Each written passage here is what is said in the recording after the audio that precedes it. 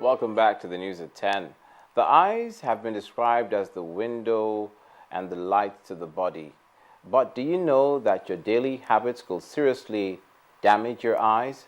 On our Focus on Health tonight, our correspondent Yomi Otaigbe takes us through how to care for the eye.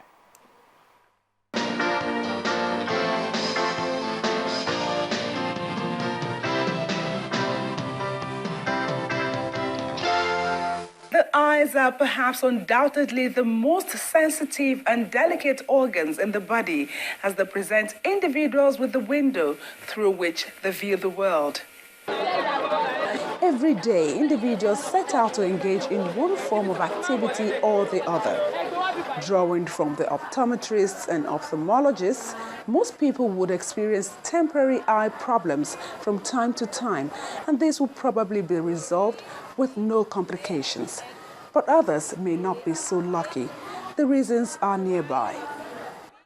The eye may fail right from within the mother's womb.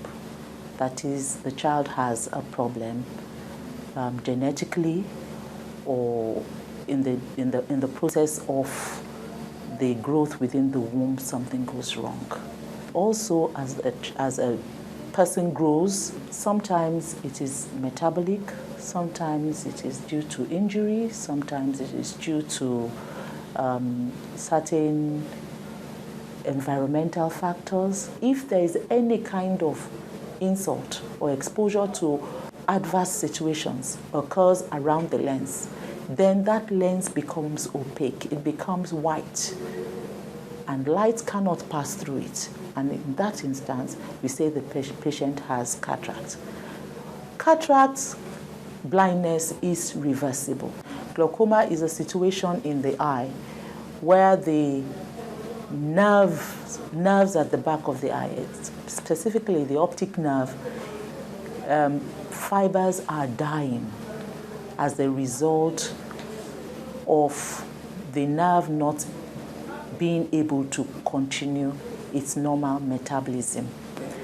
Now, glaucoma is terrible in the sense that it causes irreversible blindness. Preventing irreversible blindness or any other eye condition may start from eating fruits and vegetables, especially carrots, which nutritionists say are helpful in maintaining healthy eyes. You may also want to consider how long you spend looking at the computer screen, not looking directly at bright light, not reading with dim light, and not wearing contact lenses for more than 19 hours. Sharing medicated eyeglasses and cosmetics are also key factors in transferring eye infections.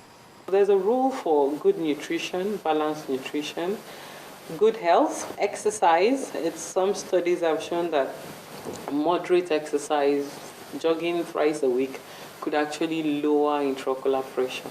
Lots of people that are presbyopic, that are not using glasses. They are supposed to be using glasses and they are not.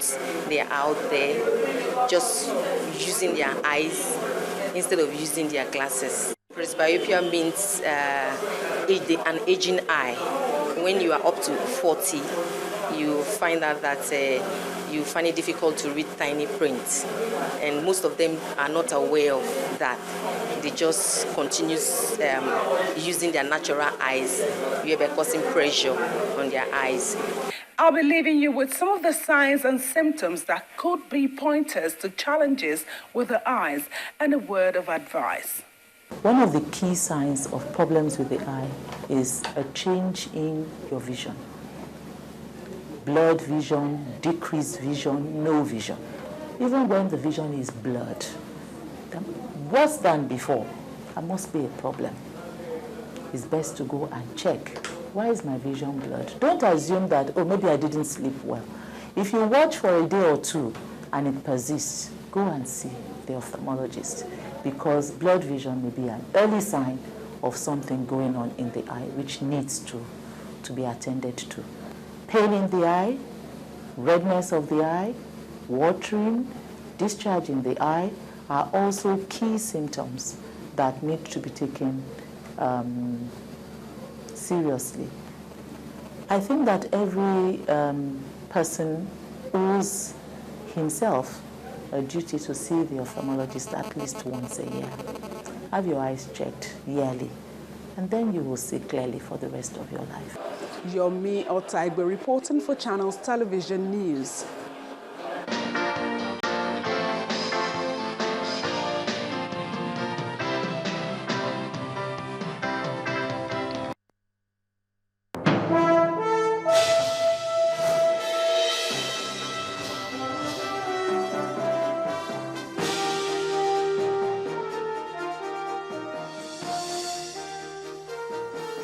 Hello and welcome to Business News. I am Adeshewa Josh. With India currently ranked as Nigeria's major export partner in the crude oil market, the trade volume between the two countries now stands at about $18 billion. The Indian High Commissioner to Nigeria says the phenomenon is one that the Indian community is willing to sustain by the listing of more companies in the Nigerian stock market.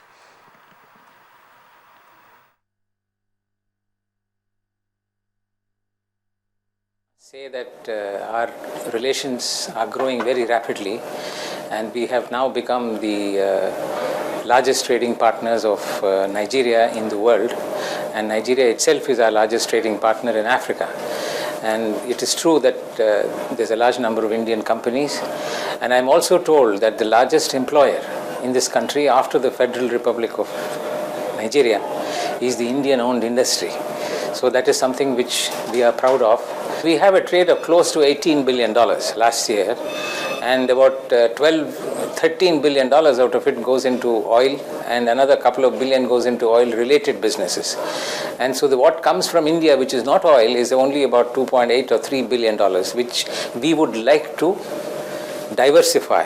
But then there is something that needs to be done in the listing of Indian companies in the Nigerian Stock Exchange, as also listing of Nigerian companies in the Indian Stock Exchange. It's a two-way traffic, and I believe that there is so much potential which we have not yet tried to exploit. Meanwhile, the Securities and Exchange Commission has approved African Development Bank's application to establish 160 billion naira medium-term note program in the Nigerian capital market. The program will be used to finance a growing pipeline of projects requesting loans in infrastructure, services and industries, and the financial sector. The SEC's approval also includes a book-building process for the issuance of a first tranche of 16.2 billion naira under the program by AFDB. A turnover of 1.528 billion shares worth of 20.8 billion naira in 26,820 deals were traded this week by investors on the floor of the Nigerian Stock Exchange.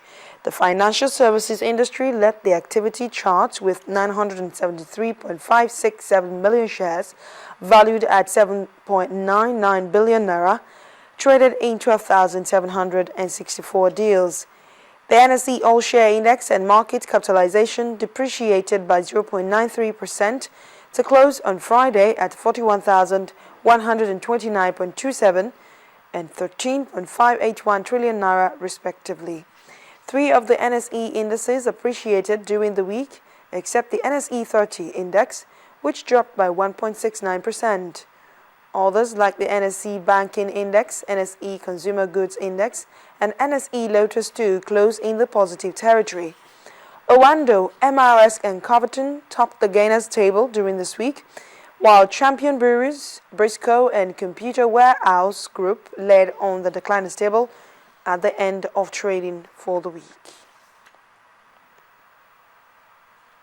Away from the Nigerian stock market, some of the earnings released by companies quoted, while we're still talking on the Nigerian Stock Exchange, were mixed. One of them is Regency Assurance PLC. It posted its full audited results for the period ended December 2013 with a gross written premium of 3.7 billion naira.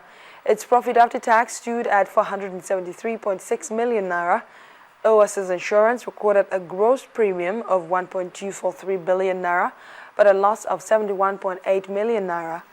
Other issuance and insurance companies also posted not too impressive figures. This include Wapik Insurance PLC. That's business news tonight. The news at 10 continues in a moment.